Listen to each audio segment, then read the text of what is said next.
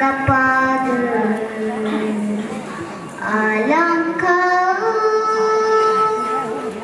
luang launiku helang aku thao luang lau bụi sườn cây của mẹ lu buồn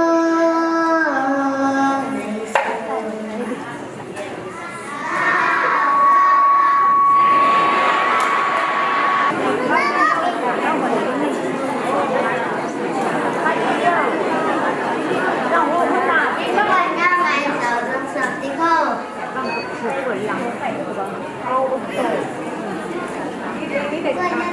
Ghiền Mì Gõ để không bỏ lỡ những video hấp dẫn.